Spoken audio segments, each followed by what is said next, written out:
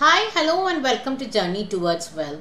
In today's video, let's actually go through a house buying rule that we followed during our first property purchase. This is nothing but 30-33. This rule is actually a widely accepted rule, especially in the financial independence community. This is actually a simple rule to follow, but a very powerful rule, especially in today's situation where the job security is very low and the economy is in a very uncertain times, and also the deaths of the people are going on increasing. An uncertain job market, a stressful economy, and the general debt level being high is actually not a great situation to be. In the meanwhile, what happens is most people have a dream of their house, and this dream is something which has been built over years, where it is an aspiration, it is it is something that you look up to in your life. But many a times this dream of yours, especially if it is based on huge EMIs, could be your financial disaster in making. Just the fear about losing your job would give you sleepless night, especially when you have a huge EMI to pay. This is where this particular rule can actually help you to tide through these difficult times and come up with an EMI or a house purchase which will work for you. Let's now go into detail what exactly is this 30-33 rule. The first and foremost rule that we followed was not to spend more than 30% of our gross income as monthly EMI. This is actually a very handy rule. Why? Because you are actually getting a cushion of around 70% of your income for paying your taxes and also for other expenses and your investments. Now, what most people do is they extend this percentage to up to 50%. Then situation gets very tight. Especially if you take a loan during a low interest environment, suddenly what happens is when the interest starts picking up, your EMI amount will go up. And when the EMI amount goes up, then you have a very tight situation in place. So when you take a loan, you need to also consider the fact that later on the EMIs might go up and you may have to pay a higher amount, which will be a very difficult situation, especially if you are a middle income or a low income earner. In the case of high income earners, this may not affect them much. Why? Because they still have a good cushion or good financial cushion in spite of taking a higher interest rate. For example, if somebody is earning a gross income of 5 lakh per month, and if they take a 40% gross income as a monthly EMI, they still have around 3 lakhs left in spite of having a loan of 2 lakhs. That 3 lakhs can be used for paying your taxes, and also the rest of the money can be spent and invested. But if you are a low income or a middle income person, then this would be a challenge for you because the cushion is much lesser for you. Again, these rules are all helping you to actually have a peaceful financial life. When you have a dream house and you're going to stay in that house, if you are always fearful about the debt that you have accumulated and the monthly EMI that you need to pay, then it will not be a very happy, comfortable position. So if you limit this EMI of yours to almost 30% of your gross income, it becomes very easy for you, especially if you are a person who has challenges in your income or you do not have regular income, then this rule can be very helpful for you. The next important rule that we followed during our house buying was to have at least 30% of the value of our house saved up. This actually helped us a lot because we had a higher percentage of our house value saved up before we started house hunting. The reason why you need to have at least 30% is 20% can be used for your down payment for the house and 10% can be kept as a financial cushion for some uncertain situation coming up, like a job loss or a health issue which might come up in the future. Since this is a long journey, people have an EMI for almost 15 to 20, some people even 30 years you need to have a financial cushion so that you can tide through any financial difficulties. Again, if you have not saved up enough money before you buy a house, it is better that you postpone the purchase decision a bit, because this can be very, very detrimental later on during your journey of buying your house. So this is another important rule that we had followed and which was very helpful for us when we bought our first house. Now, after following the first two rules comfortably, when it came to the third rule, which is not to have more than 3 times your annual household gross income in your house value. This was actually a difficult task for us, and I presume this would be difficult for many people because of the high value of the houses. But again, if you have followed the first two rules, then you can tweak the third rule a bit according to your comfort level. So we were okay to actually tweak it a bit, and we bought a house which was almost 4 times the value of our household gross income.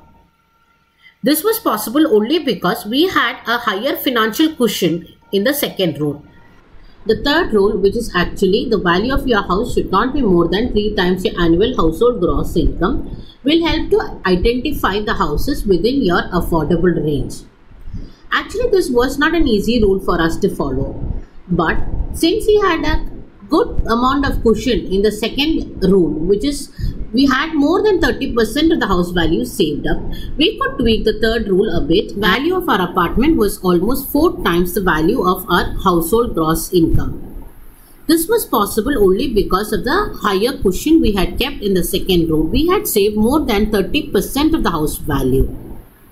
Again, in case you have comfortably met the first two rules, then you can have the value of your house maximum to 3 times to 5 times your annual household gross income. In case you have not met the first two rules comfortably, it is always advisable that you wait a bit and make the enough cushion available before you go ahead with your house purchase. A house purchase is a long-term commitment, and it is better that you are financially ready for this commitment before you jump into it. Even if it means delaying your purchase by 3 to 4 years, it is worth the wait.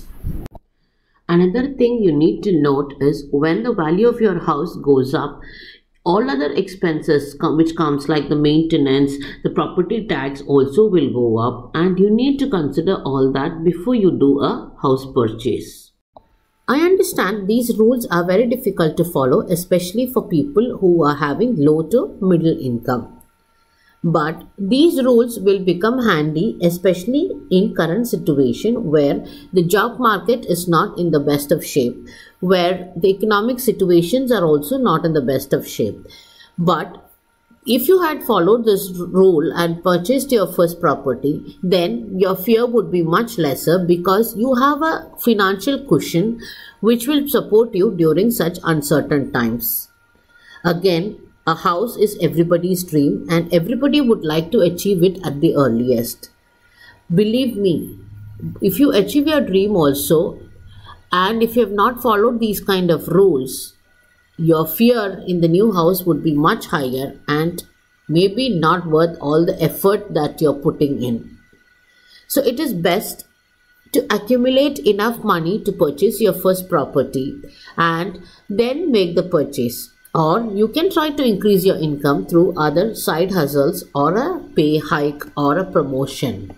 There are two circumstances under which these rules can be avoided or can be ignored. One is you have a huge inheritance or there is a parental support for the purchase of property where they may be able to help you with a down payment or they may be able to provide you with some relief on the EMI. And the second is when you have an existing property which you would be selling and then buying the second property. These are the two circumstances under which you can ignore the home buying rules. Now let's go through a very simple example to understand these rules. Let's assume the annual salary or annual gross income to be around 10 lakhs. In that case, when you run through the rules, the maximum value of the house that you can buy is around 3 times the annual gross income, which is 30 lakhs. And the maximum EMI possible is around 3 lakhs. and the amount that need to be saved is around 30% of your house value, which is around 9 lakhs, of which 6 lakhs, which is 20%, will go towards your down payment, and 3 lakhs will be saved up for any financial cushion needed in the future. Again, this rule, when you make a tweak to it, which is around 4 times the value of your annual gross income as the house value, then suddenly you can see that the amount that need to be saved for your down payment as well as the financial cushion will go up. And in that case, if you want to have a value of your house higher than the 3 times annual gross income, then you need to make sure that you have enough buffer in your savings. Otherwise, it is advisable to stick on with the first scenario, which is 3 times the annual gross income should be the value of your house. Now, in the second case also, the second scenario also, you will be able to stick to your EMI of 3 lakhs provided the home loan is around 7.3 to 7.5%. Now, if we look at the third scenario where you're looking at a maximum value of 5 times annual gross income, which is around 50 lakhs as the value of your house with an annual gross income of 10 lakhs, you suddenly realize the amount to be saved up for your down payment suddenly goes up to around 10 lakhs, and the financial cushion, which needs to be around 10%, will become 5 lakhs. Again, when you look at the maximum EMI, which is 30% of your annual gross income, in this scenario, the EMI, when you look at a housing loan interest rate of 7.3%, will come to around 3,80,000 annually, which is way above the maximum EMI of 30%. It comes to around 38%, which is not a workable option. Hence, it is advisable, unless you are a person of very high income, to stick on with around 3 times to 4 times the value of your annual gross income as the value of your house. This will help you to actually go through the home buying process smoothly, and also to give you enough cushion for your financial uncertainties in the future. For all the 3 scenarios, loan tenure is assumed to be 20 years. Your first home is your dream home.